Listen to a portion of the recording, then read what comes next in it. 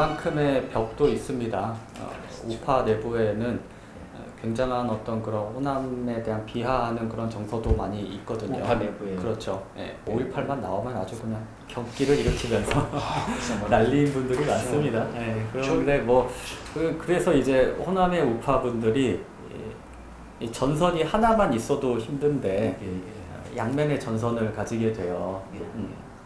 그 생각이 바르다 틀리다를 떠나서 일단 주로 팩트에 좀 집중했으면 좋겠고, 제가 계속해서 드리는 말씀은 저는 지금은 이제 우파적인 그런 이념을 좀 많이 좀 더 선호하게 되었습니다만은 좌파적인 이념 자체가 완전히 틀렸다고 생각하지는 않습니다. 다만 대한민국을 좀 긍정하고 사랑했으면 좋겠다라는 게 제 끝까지 말씀드리고 싶은 주제입니다.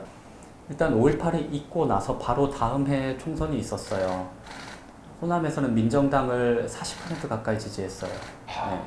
김대중 때 잠깐 이렇게 뒤집어지긴 했지만 그때도 김대중이 많이 받지는 못했고요. 박정희가 거의 한 30-40% 받았고, 이승만 때는 더 말할 것도 없었고, 이승만 때는 그때 신익희 후보가 이제 내려가서 뇌출혈로 쓰러져가지고 후보가 없어졌을 때 그냥 조봉암으로 갈아탈 수도 있었는데, 조봉암 갈 바에는 차라리 이승만 찍는다, 이럴 만큼 굉장히 우파적인 그런 마인드가 굉장히 강했던 곳이에요.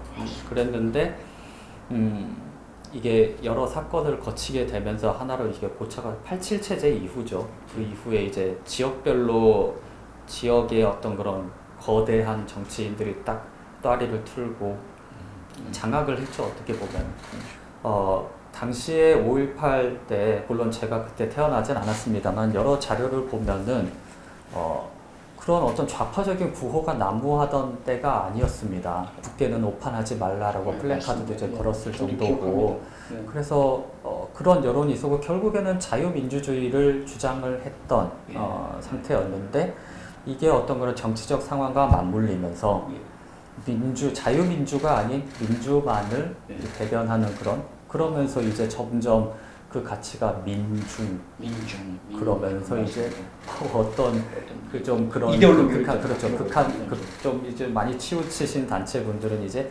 반미 이런 주제까지도 이제 거기에 씌우는 거죠.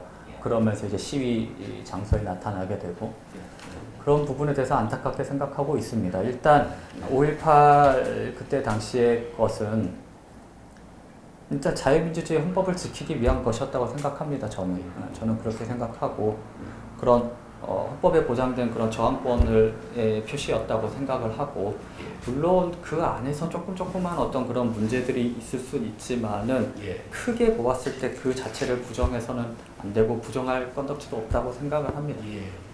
근데 이제 너무 한 정파에 치우치다 보니 우리 호남에 계신 분들이 사실 제가 칼럼에도 썼습니다만은 5.18을 이제 끝까지 이렇게 잘 챙겨준 거는 사실 김대중도 있었지만 김영삼 대통령이 많이 신경을 써줬거든요.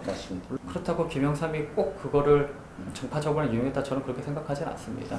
그만큼 국민의힘도 그런 자유민주주의의 그러니까 민주화의 지분이 있는 정당인 만큼 당당하게 다가가고, 우리 호남에 계신 분들도 좀 지지를 같이 해주고, 그게 먼저 출발일 것 같고요. 그리고 방금 여기 이런 활동을 하게 된 계기, 영향을 준 인물은 단언컨대 저는 문재인입니다. 문재인 전 대통령님께서 대통령을 하지 않으셨더라면 제가 이 자리에 있지 않을 것 같습니다. 저도 동감입니다. 너무 그때 방금 말씀드렸다시피 어떻게 이 긴 역사에서 민주당의 기간이 얼마 안 되는데 이렇게 어마어마한 정말 세계가 인정하는 이 기적의 순간을, 메인스트림은 우파였거든요, 사실.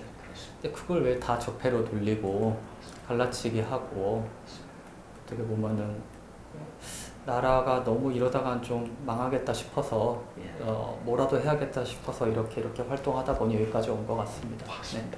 솔직히 호남 빼면 대한민국은 안건을 찐빵이죠.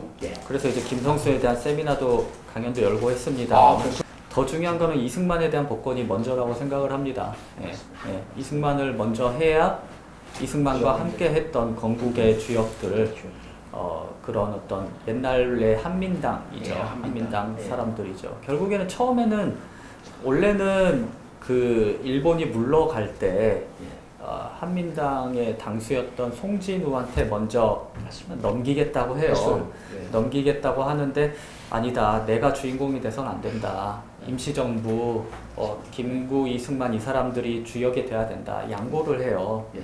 양보를 하는 게 정말 대단한 거죠. 어떻게 보면 그 그렇죠, 권력을 그렇죠. 양보하는 거. 그러면서 이제 여운형이 이제 대신 물려받으면서 아주 혼란한 그런 참상이 벌어지고 대구에서 아주 난리가 나고 막 그런 일이 벌어지는데 그럴 때 송진우도 양보했지만 김성수는 정말 자기 전 재산을 거의 헌납한 거나 다름없습니다. 대단한 분이죠. 네, 그런 분들인데 그때 당시 사람들은 김성수를 민족의 아버지라고 생각을 맞습니다. 했지 네. 친일이라는 생각을 전혀 하지를 않았어요. 그러니까 관은 요만하고 공은 네. 어마어마한데 네. 요 요만한 관 때문에 이 네, 공을 네. 다 묻어버리려고 하는 거. 저는 좌파의 공작이라고 저는 생각을 합니다. 이 부분에서 굉장히 좀 세게 들릴 수는 있겠지만 이건 잘못한 게 맞고 그들의 목적이 그게 맞습니다. 건국을 부정하는 거예요, 이거는. 건국의 아버지들을 친일이라는 색깔을 씌우면서 예. 건국 자체를 부정하고 그렇죠. 대한민국은 태어나지 말았어야 됐다. 맞습니다. 정통성은 북에 있다. 네. 이거를 주장하고 싶은 거예요. 맞습니다. 여기에 대해서는 단호하게 배격을 하고 이 역사 전쟁이라고 저는 생각을 해요. 예, 예, 뭐 개딸이건 대깨문이건 예. 결국에는 역사적으로 그런 쪽으로 편향되어 있기 때문에 예. 자기가 정의라고 생각하는 거거든요. 예. 그게 기저에 깔려 있습니다. 이 나라에 대한 애정을 심어주는 건국에 대한 출발이 옳았다는 거를 심어주기 위해서는 이승만과 김성수, 송진우 이런 분들의 그런 복권이 시급하다고 보고 예. 또 민주당에 정말 바라는 것은 그분들의 뿌리가 한민당이에요. 그렇습니다. 네. 그러시면 안 돼요. 그거 그렇죠. 정말 이거 자기 부정이고 자기부정이죠. 결국에는 친일파 그때 2004년도 그때 노무현 때 그때 막 예. 난리를 쳤다가 결국에는